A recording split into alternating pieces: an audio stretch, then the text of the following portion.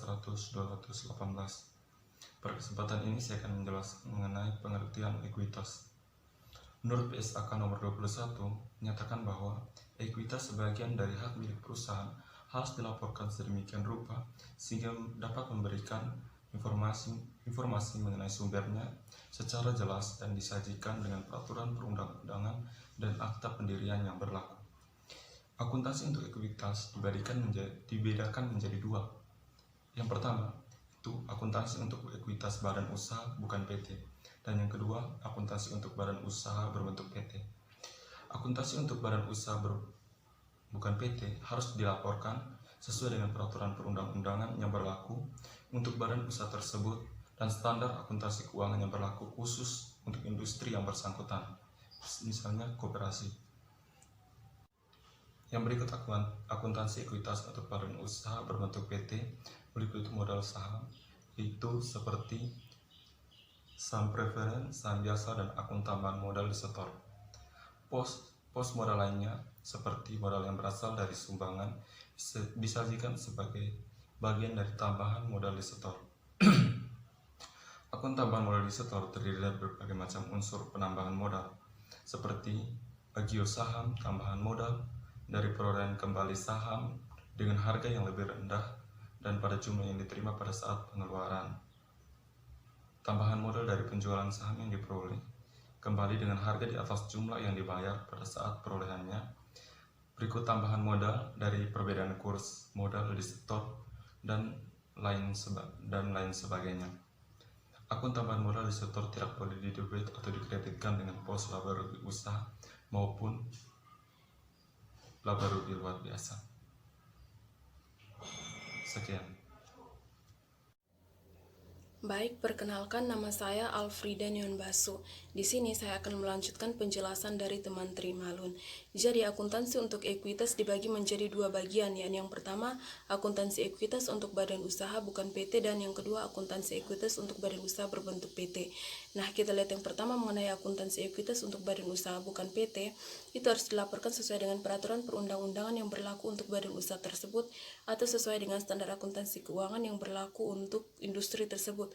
Contohnya seperti koperasi, di mana dalam pasal 1 ayat 1 Undang-Undang nomor 25 tahun 1992 tentang Undang-Undang Perkoperasian itu menyatakan bahwa koperasi adalah badan usaha yang beranggotakan orang seorang atau badan hukum lainnya yang kegiatannya dilandaskan pada prinsip koperasi dan asas kekeluargaan. Artinya di dalam koperasi tersebut bersifat sukarela dan terbuka bagi siapa saja tanpa adanya paksaan untuk menjadi anggota koperasi dan terbuka bagi semua pihak tanpa adanya pengecualian.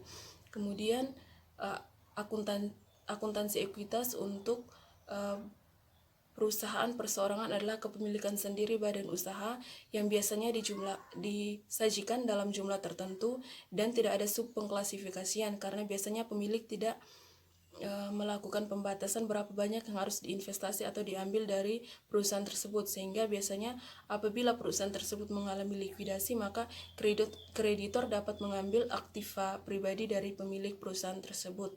Kemudian yang kedua adalah akuntansi ekuitas untuk badan usaha berbentuk PT. Itu meliputi modal saham seperti saham biasa, saham preferen, dan tambahan modal disetor. Yang pertama, saham biasa. Saham biasa adalah sebuah sertifikat atau piagam yang menjadi bukti kepemilikan dari sebuah perusahaan serta aspek-aspek penting dari perusahaan, sehingga pemilik saham biasa memiliki hak untuk mendapatkan penghasilan tetap atau dividen dari perusahaan serta memiliki kewajiban untuk menanggung kerugian apabila suatu saat perusahaan tersebut mengalami kerugian. Kemudian yang kedua, saham preferen adalah kepemilikan saham yang memiliki hak lebih dibandingkan dengan pemegang saham biasa.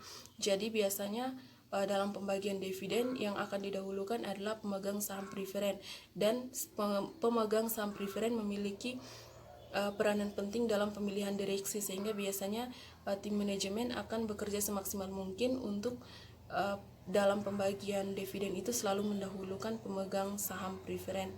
Kemudian pos ekuitas lainnya contohnya seperti yang diperoleh dari sumbangan modal itu dapat ditambahkan ke dalam akun tambahan modal di setor. Kemudian contoh dari akun tambahan modal di setor lainnya itu seperti agio saham.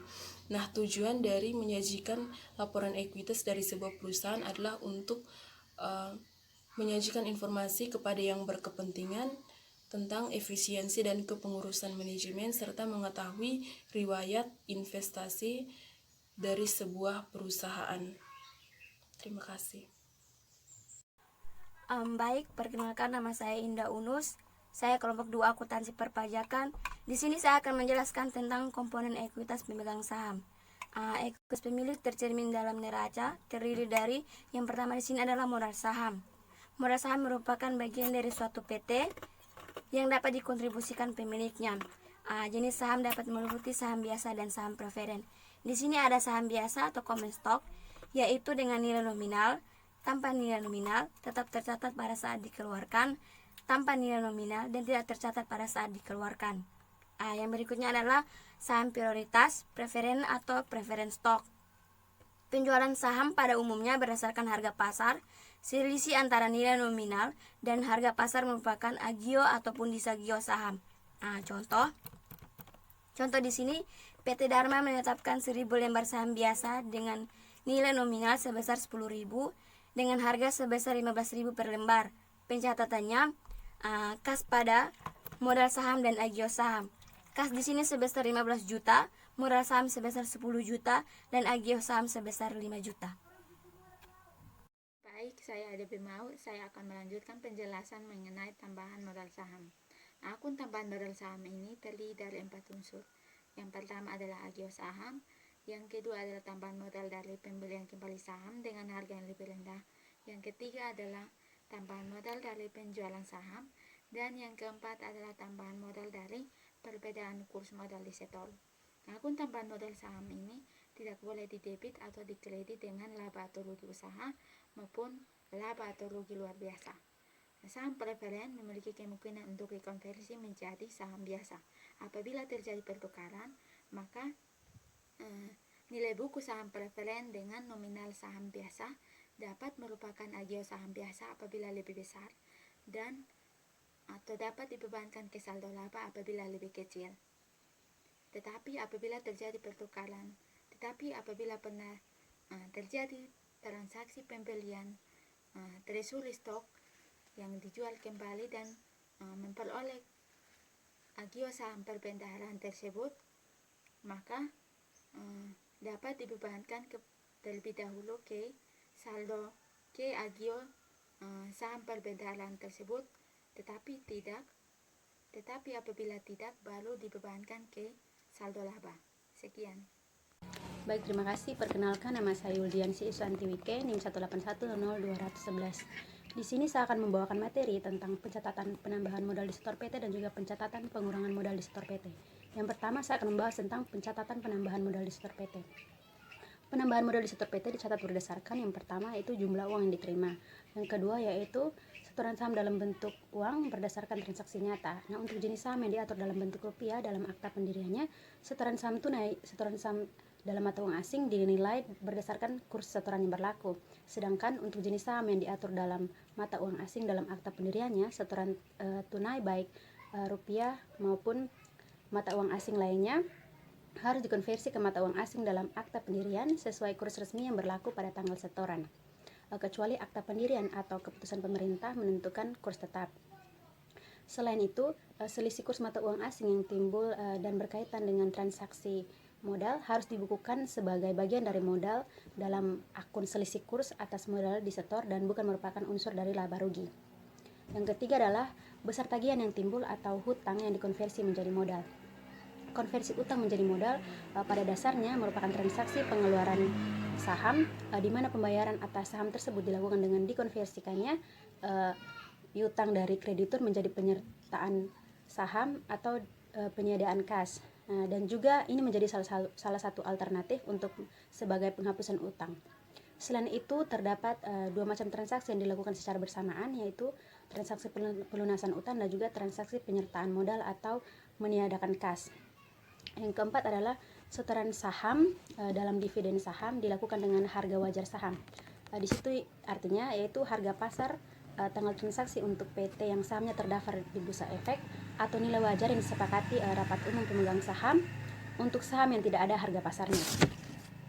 Selanjutnya di sini yaitu nilai wajar aktiva bukan kas yang diterima. Nilai wajar aktiva sendiri yaitu harga yang diterima untuk menjual suatu aset atau harga yang dibayar untuk mengalihkan suatu liabilitas dalam transaksi teratur antara pelaku pasar pada tanggal pengukuran dan bukan kas. Selanjutnya yaitu setoran saham dalam bentuk barang atau in-bank menggunakan nilai wajar aktiva bukan kas yang diserahkan, yaitu nilai apresial. Nah, nilai appraisal ini yaitu penaksiran, pembebanan angka, serta penilaian dari hasil penganalisian terhadap sesuatu yang nyata. Selanjutnya di sini saya akan menjelaskan tentang pencatatan pengurangan modal di setor PT. Untuk pencatatan pengurangan modal di setor PT terdapat beberapa item. Yang pertama yaitu jumlah kas yang dibayarkan, besarnya hutang yang timbul, dan juga nilai wajar aktiva bukan kas yang diserahkan. Nah, pengeluaran saham dicatat sebesar nilai nominal yang bersangkutan.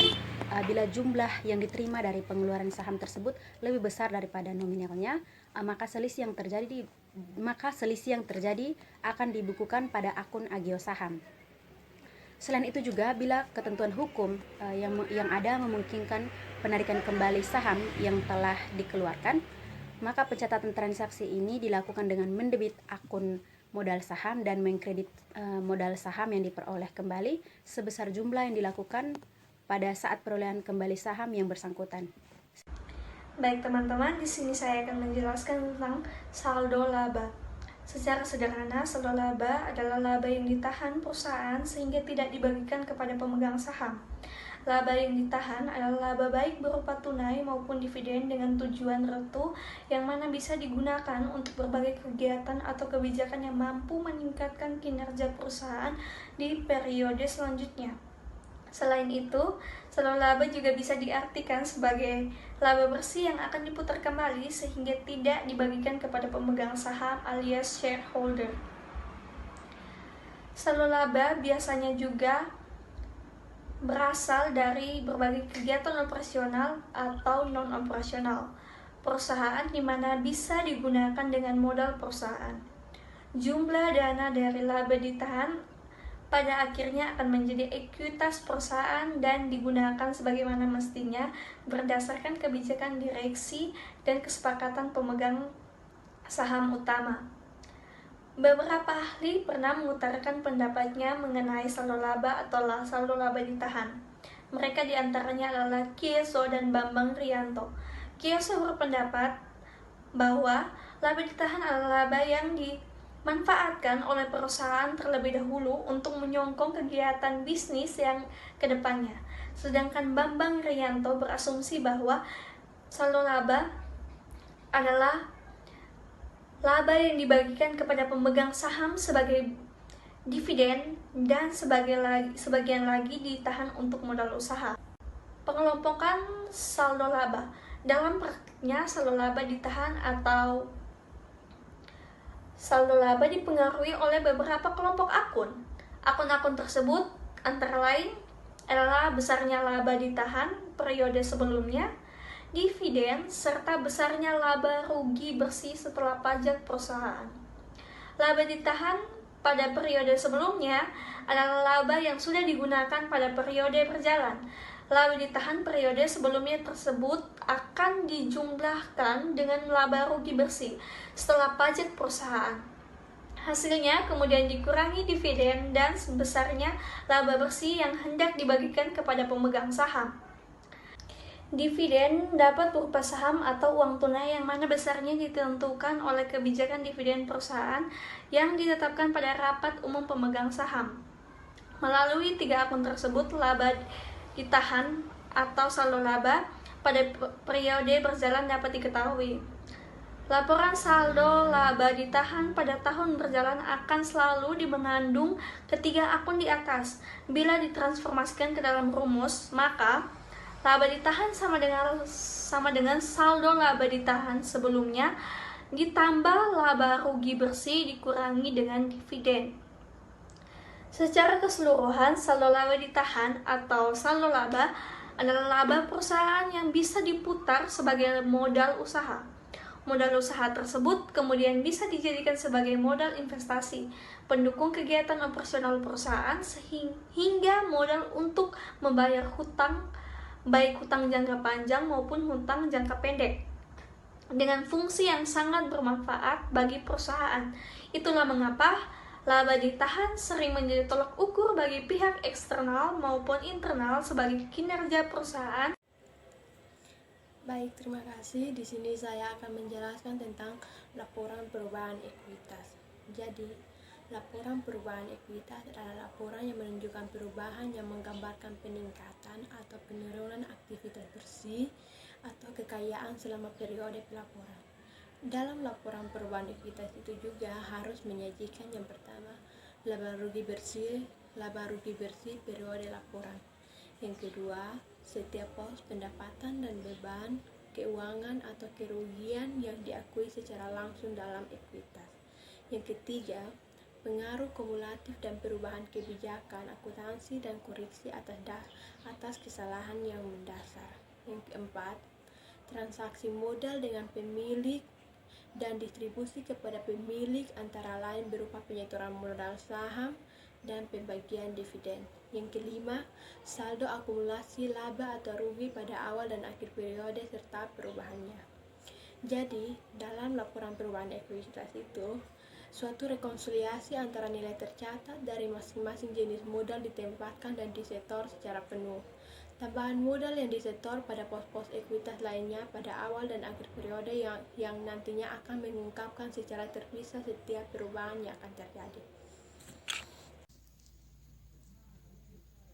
Terima kasih atas waktunya. Saya akan melanjutkan untuk materi perlakuan akuntansi dalam perpajakan.